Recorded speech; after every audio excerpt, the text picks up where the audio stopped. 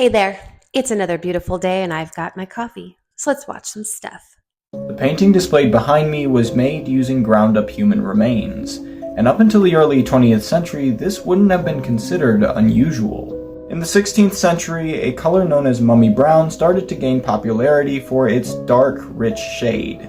The only problem was, in order to make this color, you had to dig up and grind down an actual mummy. But a little technicality like that wasn't going to stop the people of the Victorian era. In fact, in addition to painting with it, many of them consumed powdered mummy as medicine as well. This was such a popular thing that people would even attend mummy unwrapping parties with their friends. And when the supply of actual mummies started to get low, manufacturers would substitute it with the corpses of criminals and slaves. Fortunately for us, mummy brown started to go out of fashion due to bad press and the fact that it had a tendency to crack. Since it contained human fat particles. But that doesn't erase the fact that some of our most treasured art pieces of all time were probably made using ancient Egyptian remains. Comment what your favorite color is, and follow for more.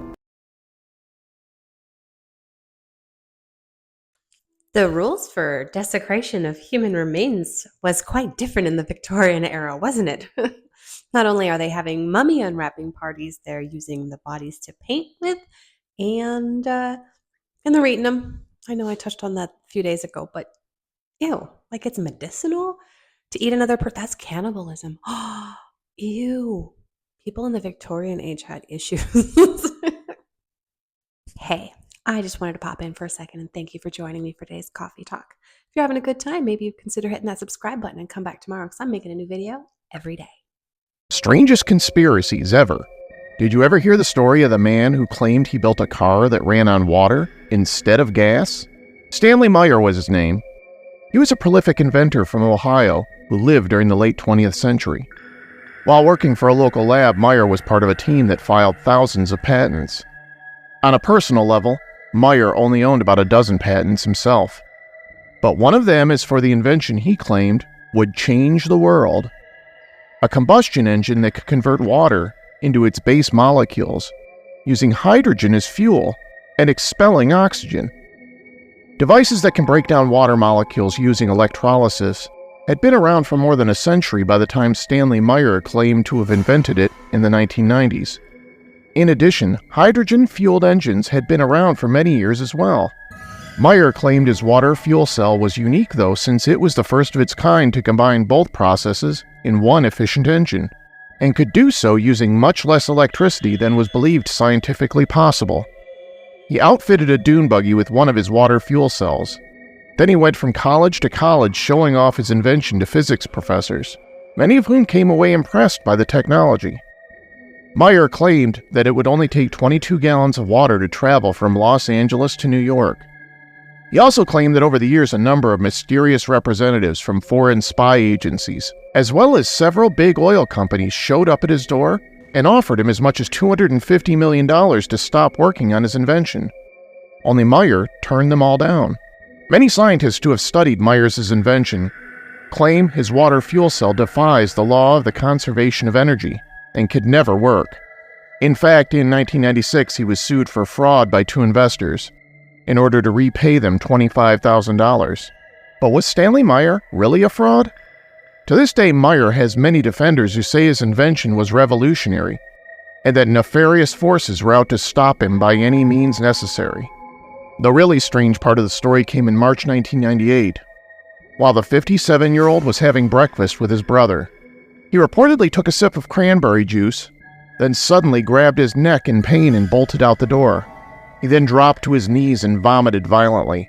His brother came rushing out of the restaurant to see what was wrong. Stanley Meyer told his brother, "They poisoned me."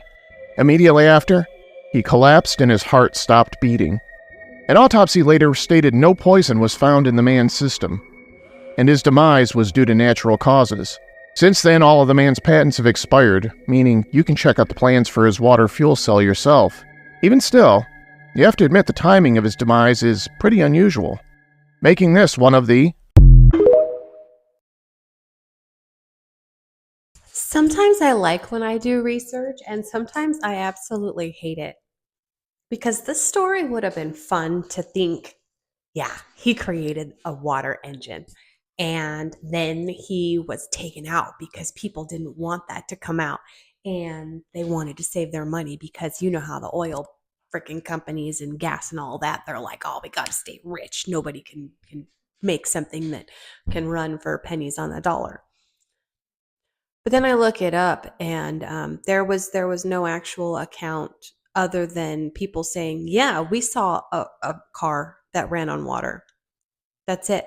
There was no actual vehicle presented that did this. They said, oh, he said that it happened and people said they saw it, but there was no actual vehicle. And he did die from some kind of an aneurysm, a blood clot somewhere, cerebral aneurysm.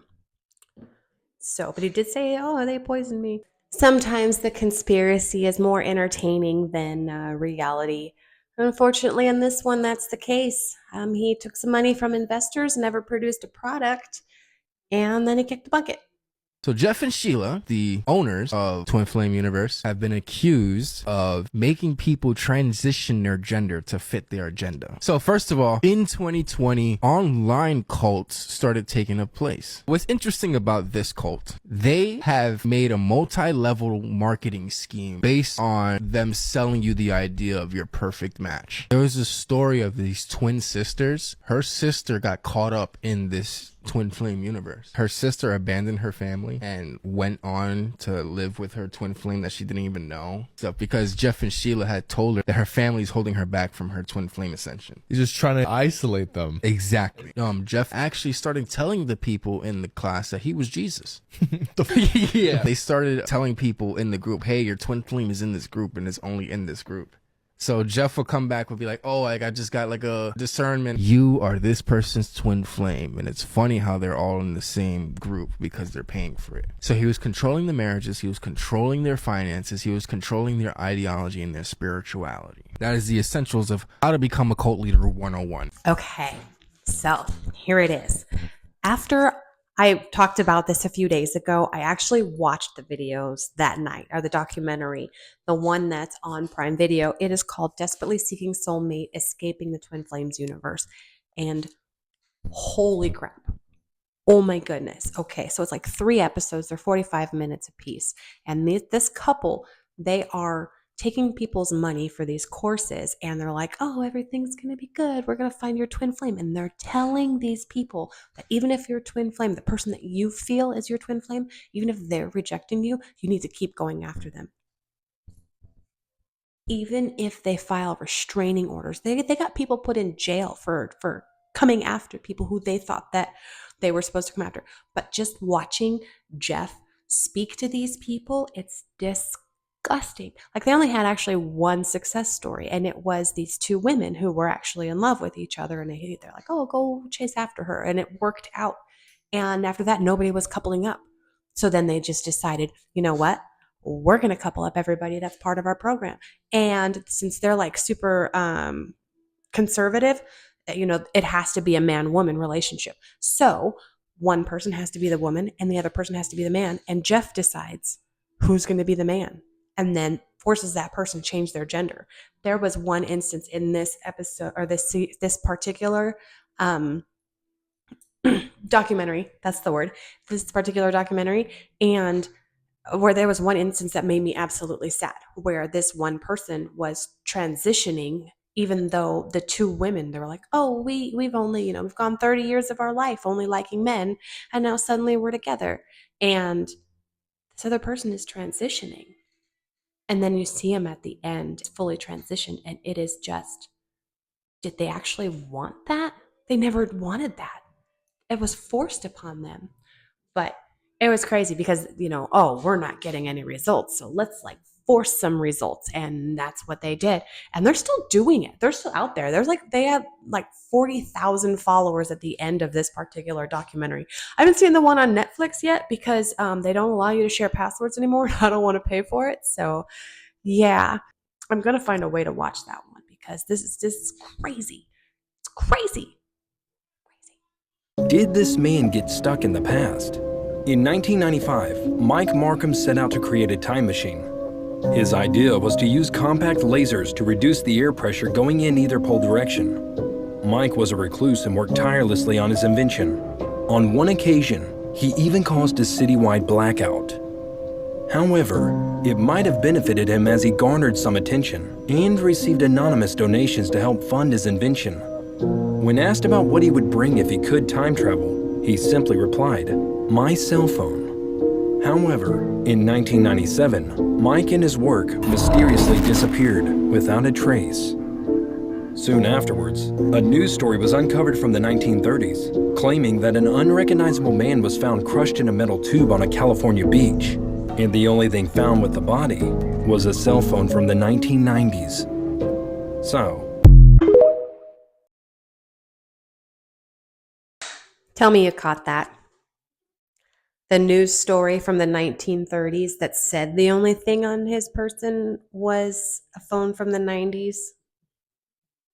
I don't think so. That's a little funny. Unless, of course, they're saying, oh, we found a story from the 1930s where there was this guy crushed in a tube and he had this funny thing with him. What's that do? And then in this time, they're like, hey, we recognize that from back then. Oh my goodness, that's one of our phones. But still, yeah, I don't think so. Kind of makes me think of that part in Napoleon Dynamite where they were trying to make the time machine where he's sitting there with the little thing and you got to put the crystals in it and then it just burned him in the junk. That's kind of what it makes me feel like. Yeah. What if I told you that in 1518, an entire town was gripped by an uncontrollable urge to dance? In the heart of Strasbourg, a woman named Frau Troffa stepped into the street and began to dance. There was no music, no celebration, just an inexplicable compulsion to move. She danced for hours, then days. By the end of the week, 34 others had joined her, and within a month, the dancing epidemic had spread to 400 people. This bizarre event wasn't a festive occasion. People were not dancing for joy but out of what seemed to be uncontrollable compulsion. They danced until they collapsed from exhaustion, and some even danced until they died. This strange phenomenon is now known as the dancing plague of 1518. Imagine the scene. A bustling town square filled with people twirling, hopping, and leaping. Their faces are not filled with joy, but with fear and confusion. They dance in their sleep-deprived delirium, their bodies writhing in the summer heat, their feet bloody and bruised. So, the next time you hear a catchy tune and can't help but tap your foot, remember the dancing plague of 1518, when an entire town couldn't stop dancing. It remains one of history's most bizarre and unexplained events.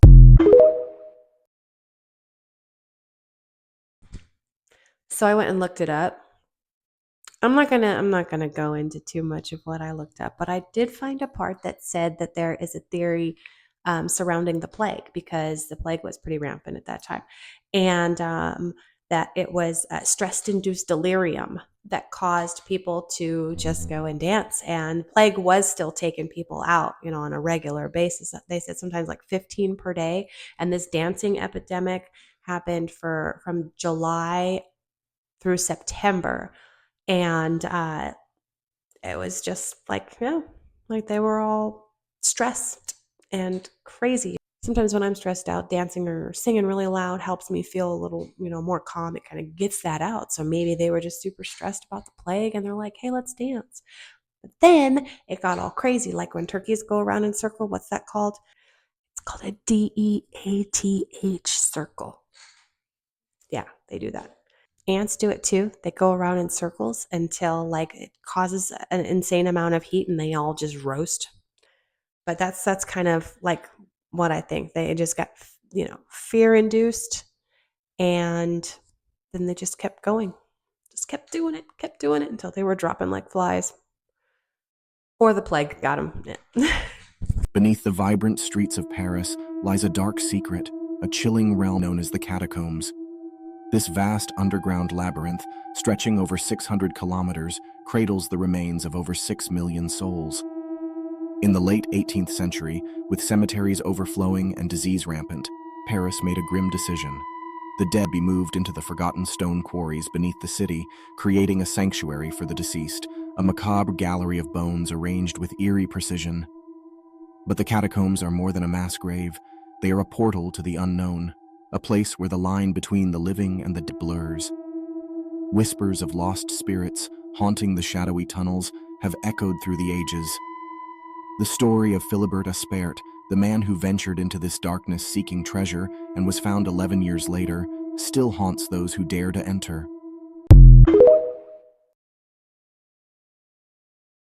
I'd love to be able to go check out the catacombs. It's like a marvel of the modern world. They do say that if you go out there, that you should go with a tour because there are people who live down there and they wait for tourists to go away from the path or to go down there exploring on their own, and they rob them and do God knows what to them. But this fella, Philibert Aspert, I'm not going to say it with the French, sorry, I'm not going to do it. He actually worked for the hospital in the area in the 1700s, early 1700s. And he had entered the catacombs. Nobody knew why, really. But he went down there through a stairway in the courtyard of the hospital where he worked at, and he just went missing for like 11 years. I guess they turn and go all over the place and you can get lost.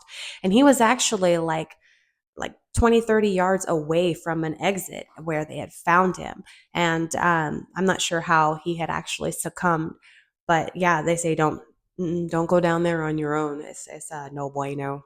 This is Molly Everett Gibson. She was born in 2020 from an embryo that was created in 1992. Sexual relations. The same year Nirvana released Incesticide. The embryo was 27 years old when Molly was born. The same age Amy Winehouse was when she died. Rehab. As a lawyer, this had me wondering. If Molly were born in Alabama, where the state Supreme Court just ruled that embryos are people too, does that mean that she was born at 27 years old? Does her license have to reflect that her birthday was 1992? Sexual relations. Is she owed child support for the 18 years that she was a child? Is she old enough to smoke? Is she old enough to drink? If you're an embryo watching this right now and you think you've been deprived of child support, give me a call.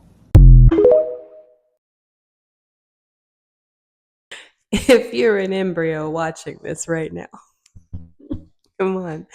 I just thought that was so funny. We could all use a little laugh. That was a good one. That was a good note to end it on. Thank you so much for hanging out with me today. I really appreciate your time. I hope to see you tomorrow. Have a wonderful day. Here's my cutting room floor.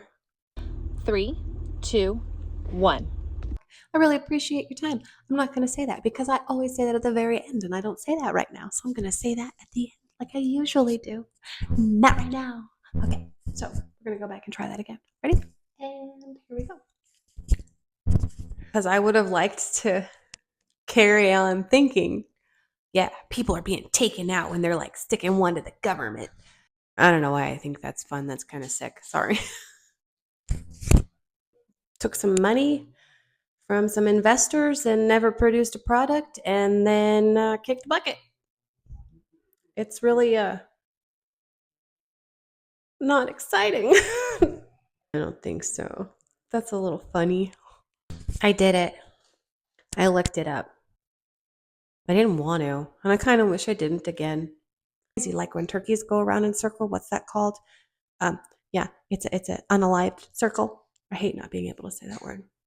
It was a reverse birthed circle. They go around. Ants do it too. They go around in circles. Ants do it too. They go around. Ants do it too. They go around in circles. Sometimes they're funny and sometimes they're not, but they always have me.